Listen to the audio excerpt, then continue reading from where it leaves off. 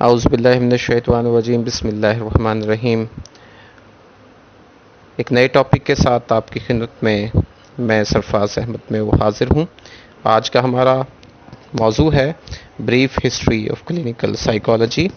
Clinical psychology کی ہم ایک بریف ہسٹری آپ کو بیان کرنے جا رہے ہیں کہ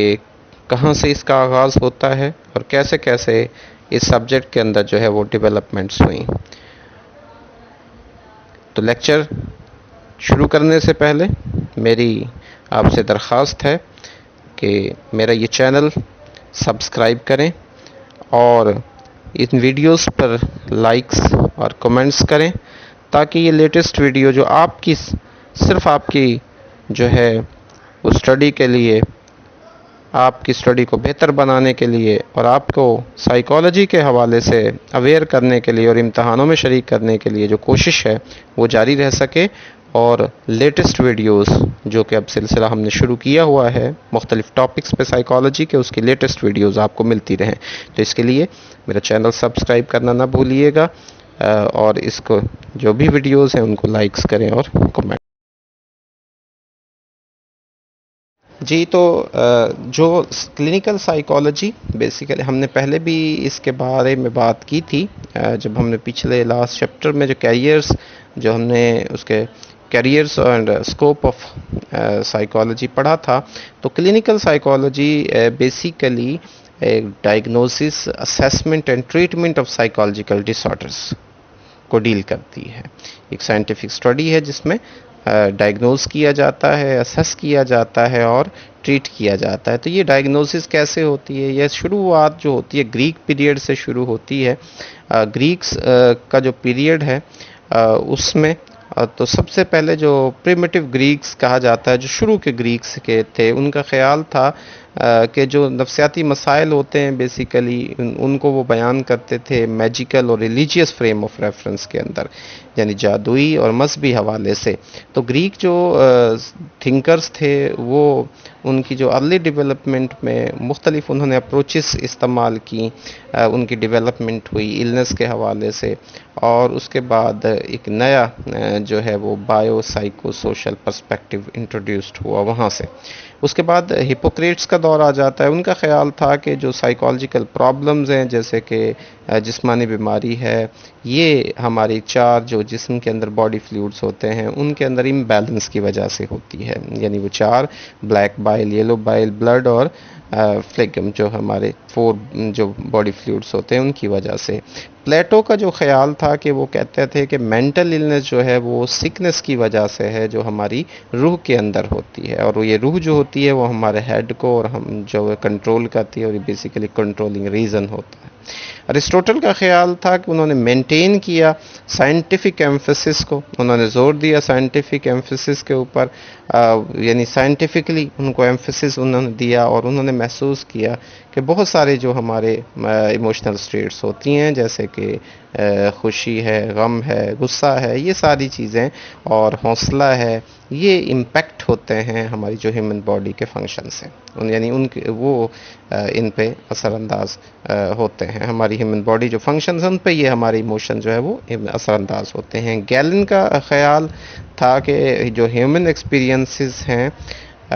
یہ 2 ہمارے ارریشنل سب سولز ہوتی ہیں، ایک میلز کے اندر ہوتی ہے اور ایک فیمیلز کے لیے ہوتی ہے۔ تو وہ ارریشنل سب سولز کی وجہ سے وہ لوگ ہم جو ہے ایکسپیرینس کرتے ہیں۔ انہوں کا خیال تھا کہ جو سول ہے وہ بیسیکلی ایک سلیو کے طور پر کام کرتی ہے، غلام کے طور پر کام کرتی ہے، ماسٹرز کے طور پر کام نہیں کرتی، اور جو ہماری وشز ہوتی ہیں سول کی جسم کے اندر وہ آتی ہیں resulted in health and illness, یعنی ان کی وجہ سے جو ہماری وشز ہوتی ہیں سولز کی باڈی کے اندر وہ ان کی وجہ سے صحت ہوتی ہے یا بیماری ہوتی ہے۔ تو یہ گریک تھنکنگز تھیں ہماری جو مینٹل ہیلتھ کے بارے میں۔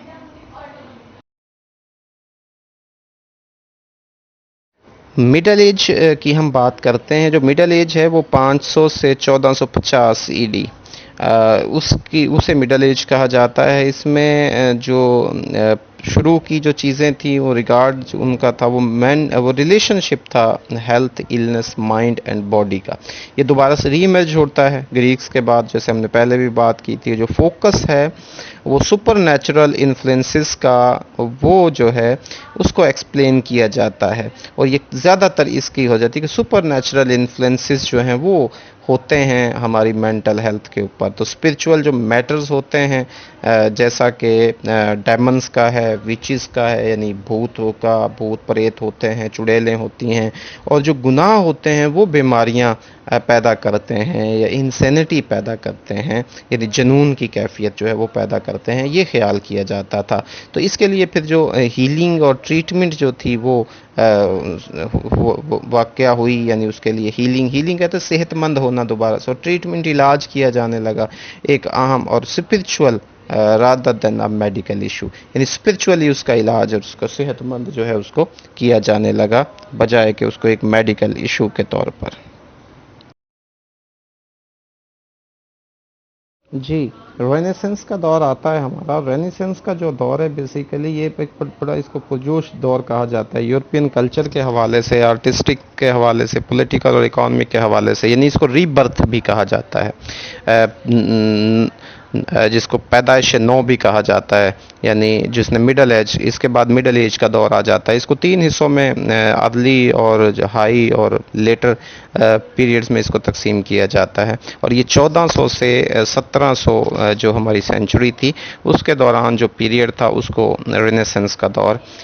خیال کیا جاتا ہے. اس میں جو ڈیولپمنٹ ہوئی کلینکل سائیکالوجی کے حوالے سے، اس میں فزیکل اور میڈیکل ورلڈ میں انٹرسٹ پیدا ہوا، اور اس میں بہت سارے اس سے پہلے سپر نیچرل اور ریلیجیس ویو پوائنٹ تھے، لیکن وہ بعد میں کنورٹ ہوتے گئے. مورگینی جو تھا 1682 1771 کا ان کا دور تھا. یہ بیسیکلی زیادہ تر ان میں جو اناٹمسٹ تھے، اناٹمی کے پروفیسرز تھے، انہوں نے آٹوپسی کے اوپر کام کیا اور ڈسکور کیا کہ بیماریاں جو ہیں diseased organ in the body could cause illness and death. جو ہمارے آرگنز ہوتے ہیں باڈی کے وہ ہماری بیماری پیدا کرتے ہیں، ان کی وجہ سے illness ہوتی ہے اور پھر ڈیتھ ہوتی ہے. اس کے بعد اینڈریس ویسیلس کا دور آتا ہے 1514 سے 1564 تک کا. انہوں نے سائنٹیفک آبزرویشن پہ زور دیا. یہ بھی بیسیکلی ناٹمسٹ تھے. انہوں نے بھی، اور ان کی جو ایکسپیریمنٹیشن تھی، انہوں نے ایکسپیریمنٹیشن کے اوپر زور دیا، ریزنز کی بجائے، مائتھولوجیز کی بجائے، ریلیجیس بیلیفز کی، اور جو ہمارے ڈاگماز ہوتے ہیں ان کی بجائے انہوں نے ایکسپیریمنٹیشن کے اوپر زور دیا. اس کے بعد ہمارے پاس جو ہے ڈیکارٹیس آ جاتے ہیں. یہ 1596 to 1650 کا ان کا دور ہوتا ہے، اور انہوں نے جو آرگیو دیا تھا وہ تھا کہ جو ہماری مائنڈ اور باڈی جو ہیں وہ دونوں مختلف چیزیں ہیں. پہلے ڈیولیزم کی بات کی تھی، اب یہ جو ہے انہوں نے کہا تھا کہ جو ڈیولیزم جو ہے بیسیکلی مائنڈ اینڈ باڈی کا then become the basis for western medicine until recently. اب تک جو ہے ان کے اوپر وہ میڈیسنس کی جو ہے وہ بات بنی تھی، لیکن انہوں کا آرگیو تھا کہ جو مائنڈ اینڈ باڈی جو ہے وہ سیپریٹ چیزیں ہیں. اس کے بعد بایولوجیکل ایکسپلینیشنز آتی ہیں سائیکو سوشل پرابلمس کی، وہ ایمرج ہوئیں. میڈیکل جو پروفیشنلز تھے وہ انوالو ہوئے، identification treatment of such disorders جو سائیکولوجیکل پرابلم. تو بایولوجیکل ایکسپلینیشنز اسی دور میں شروع ہو چکی تھی. جدید دور 19th سینچری کا جو ہے وہ سٹارٹ ہوتا ہے. تو جو ارلی ہم کہتے ہیں انفلوئنسز تھا کلینکل سائیکالوجی کا، اس میں جو ورک تھا وہ آسٹرین ایک سائیکو انالسٹ تھے سگمنڈ فرائی، جن کو بابا نفسیات بھی کہا جاتا ہے. انہوں نے پہلے شخص تھے جنہوں نے کہ آئیڈیا دیا تھا مینٹل النس کا، اور انہوں نے کہا تھا کہ جو مینٹل النس ہے بیسیکلی اس کو ٹریٹ کیا جا سکتا ہے ٹاکنگ ود دا پیشنٹ، یعنی جو مریض ہوتا ہے، جو کلائنٹ ہوتا ہے، اس کے ساتھ بات کر کے. اور یہاں سے ڈیولپمنٹ شروع ہوئی ٹاک تھراپی کی. اب بھی بعض لوگ جو ہے وہ سائیکو تھراپی کو ٹاکنگ تھراپی بھی کہا جاتا ہے، یا ٹاک تھراپی بھی اس کو کہتے ہیں. اور یہ اب تک بھی ہم جو ہے وہ اس کو کلینکل سائیکالوجی میں ایک سائنٹیفک یوز کے طور پر کہ وہاں سے شروع ہوئی بس بیسیکلی. تو 19th سینچری نے ایکسپیرینس کیے بہت سارے ایڈوانسمنٹ اس کے اندر ہوئی مینٹل النس کے، مینٹل اور فزیکل النس کے حوالے سے. اور یہاں پر جو الاؤ کیا for more sophisticated understanding of the relation ship in body and mind in both health and illness، یعنی مائنڈ اور باڈی کا کیا ریلیشن ہے آپس میں، اور یہ ہماری ہیلتھ کے حوالے سے، یعنی ہیلتھ سائیکالوجی کا آغاز بھی بیسیکلی انہی چیزوں کی وجہ سے جو ہے وہ ہوتا ہے۔ ہیلتھ سائیکالوجی بیسیکلی انہی چیزوں کے بارے میں، یعنی ہماری مائنڈ اور باڈی کا کیا ریلیشن ہے، ہماری ہیلتھ کا اور بیہیویئر کا کیا ریلیشن ہے، وہ سارا تو اس میں اہم کردار یہاں سے 19 سینچری کا جو ہے وہ شروع ہوتا ہے۔ 19 سینچری میں ہی ہمارے امریکن جو سائیکالوجسٹ ہے وٹمر وٹمر جو تھے، ان کا بڑا نام ہے سائیکالوجی، کلینکل سائیکالوجی میں خاص طور پر، انہوں نے فرسٹ ٹائم جو ہے وہ کلینکل سائیکالوجیکل کلینک جو ہے شروع کیا تھا 1896 میں،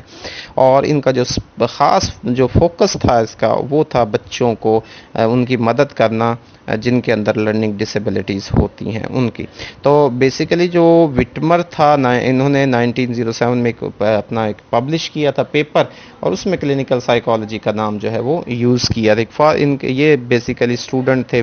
ولیم وانٹ کے، اور انہوں نے کلینکل سائیکالوجی کو ڈیفائن کیا تھا the study of individuals by observation اور experimentation with the intention of promoting change. یہ انہوں نے ڈیفینیشن سائیکالوجی کی بیان کی تھی کہ جو انڈیویجولز کا مطالعہ ہے اس کو کیسے کیا جائے، اس کو آبزرو کر کے، ان کے اوپر ایکسپیریمنٹس کر کے، اور جو ہے ہم نے ان کی جو ان کے اندر چینجز آتی ہیں ان کو پروموٹ چینجز، ان کی انوینشنز کر کے ہم جو ہے ان کے اوپر انٹینشنز دے کر ہم جو ہے وہ انسان کے انڈیویجول کو اسٹڈی کر سکتے ہیں۔ 1914 میں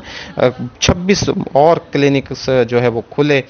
پریکٹس شروع ہی کلینکل سائیکالوجی میں یونائٹڈ اسٹیٹس کے اندر یہ پروموٹ ہوتی گئی، ڈیولپمنٹ اس کی ہوتی گئی، اور آج جو ہے وہ کلینکل سائیکالوجی ایک موسٹ پاپولر سب فیلڈ ہے اور single largest employment area with in the psychology, یعنی سب سے زیادہ جو جاب اپرچونیٹیز ہیں، سب سے زیادہ جو پریکٹسز ہیں سائیکالوجی کے کسی بھی فیلڈ میں یا کسی بھی سب ڈسپلن کے اندر، وہ جو ہے وہ اس سبجیکٹ کے ہیں جو 1907 میں بیسیکلی وٹمر نے جس کی ڈیفائن جس کو کیا تھا، اور 1896 میں جس کی کلینک کھلا تھا، اور 1914 میں پھر اس کے اندر امریکہ میں ڈیولپمنٹ ہوئی، اور آج دیکھیں کلینکل سائیکالوجی لاکھوں کی تعداد میں کلینکل سائیکالوجسٹ پوری دنیا میں کام کر رہے ہیں، اور اس پہ کام جاری ہے۔ دوسرا، کلینکل سائیکالوجی کے اندر جو ایولیوشن ہوئی ہے وہ ورلڈ وارز کے اندر بہت زیادہ اس کو پرموشن ملی ہے، کیونکہ یہاں پر بہت سارے جتنے بھی ہم جب سائیکالوجیکل ٹیسٹنگ کی بات کرتے ہیں تو ٹیسٹنگ کے حوالے سے بہت سارے ٹیسٹ جو ہیں وہ یہاں پر بنائے گئے ان ورلڈ وارز کے، جو کہ ہمارے جو آرمی جو پرسنس تھے، آرم فورسز تھے، ان کے جو ہے وہ لوگوں کو ان کو ٹیسٹ کرنے کے لیے، ان کو چیک کرنے کے لیے، ان کے ایپٹیچیوڈ ٹیسٹ، ان کے ایبلٹی ٹیسٹ، اور بہت سارے انٹیلیجنس ٹیسٹ جو پرسنالٹی ٹیسٹ وہاں پہ انٹروڈیوس ہوئے فرسٹ ٹائم، یہ ورلڈ وارز کے اندر ہوتے۔ تو کلینکل سائیکالوجی بھی زیادہ اسٹیبلش ہوئی ورلڈ وار 1 کے اندر۔ ورلڈ وار 1 جو تھی اس کا پیریڈ جنرل نالج میں اضافہ ہو جائے گا ہمارے سائیکالوجی کے اسٹوڈنٹس کا بھی، کہ 1914 سے 1918 کے درمیان ہوئی تھی، اور اس میں جو وہ پریکٹیشنرز کے طور پر جو کلینکل سائیکالوجسٹ نے ڈیمونسٹریٹ کیا تھا یوزفلنس آف سائیکالوجیکل اسیسمنٹ، کہ سائیکالوجیکل اسیسمنٹ کی یہاں سے یعنی اسیسمنٹ کلینکل سائیکالوجی کی سٹارٹ ہوتی ہے۔ 1917 میں امریکن ایسوسی ایشن آف کلینکل سائیکالوجی وہ اسٹیبلش ہوئی، اور اس کو جو ہے 2 سال کے بعد جو ہے امریکن سائیکالوجیکل ایسوسی ایشن جو ہے وہ اس کے اندر اسٹیبلش ہوئی، یعنی پہلے کلینکل سائیکالوجی کی ایسوسی ایشن بنی، اس کے بعد جو ہے وہ کلینکل سائیکالوجی اسٹیبلش ہوئی۔ ٹھیک ہے جی، اس کے بعد یعنی اس کو نام چینج کر امریکن سائیکالوجیکل ایسوسی ایشن ہو گیا۔ پھر ورلڈ وار 2 میں جو ہے وہ جو 1939 اور 45 کے درمیان ہوئی تھی، کلینکل سائیکالوجسٹ نے جو ہے وہ کام کیا، اور انہوں نے جو ہے وہ اپون ہیلپ ٹریٹ، جس کو ہم شیل شاک بولتے تھے، اس پہ کام کیا۔ شیل شاک ایک بیماری یعنی جو ڈس آرڈر تھا، وہ ڈس آرڈر ہوا، اس پہ کام کیا تھا بہت سارے کلینکل سائیکالوجسٹ نے، جس کو اب اس وقت ہم جو ہے وہ post traumatic stress dis order کہتے ہیں۔ پہلے اس کو جو ہے وہ شیل شاک کہا جاتا تھا، یعنی گولے جو شیل پھینکے جاتے تھے دوسرے، وہ جب گرتے تھے تو ان کی وجہ سے جو ہے وہ ڈس آرڈر جو ہو جاتا تھا، اور بعد میں وہ آتا تھا، اس کو post traumatic stress dis order, اب اس ڈس آرڈر کو کہا جائے۔ اس پہ ٹریٹمنٹ شروع ہوئی، یعنی اس کے بہت زیادہ پیشنٹ تھے آرمی کے اندر، ان پہ علاج شروع ہوا۔ جی یہ تو تھا آج کا ہمارا topic, history of clinic, brief history of clinical psychology. مزید ویڈیوز کے لیے، مزید لیکچرز کے لیے آپ ہمارا یہ چینل سبسکرائب کرنا نہ بھولیے گا، اور ساتھ ساتھ میں آپ اس ویڈیوز ان کو لائک کریں اور کومنٹس ضرور دیں کہ آپ کو یہ کیسی لگی، کیسی پسند آئی، ہم اس میں کیا امپروومنٹ لا سکتے ہیں، کیا بہتر طریقے سے کر سکتے ہیں، اور اس سے مزید ہم کس طرح سے اس کو آسان کر سکتے ہیں تاکہ ہر اسٹوڈنٹ جو ہے وہ، چاہے وہ فرسٹ ایئر کا ہے، چاہے وہ تھرڈ ایئر کا ہے، چاہے وہ ماسٹرز کلاس کا ہے، چاہے وہ فورتھ ایئر کا ہے، کسی بھی ہے، جنرل پبلک ہے جس کو جو اویئرنیس چاہتا ہے وہ اسے اس کو سن سکے اور سائیکالوجی کو سمجھ سکے۔ تو آپ کا بہت شکریہ آپ کے وقت کے لیے اور اس کو سننے کے لیے۔ دعا میں یاد رکھیے گا، اللہ تعالیٰ آپ کی زندگی میں آسانی نصیب فرمائے اور آسانیاں تقسیم کرنے کی توفیق نصیب فرمائے۔ اللہ حافظ۔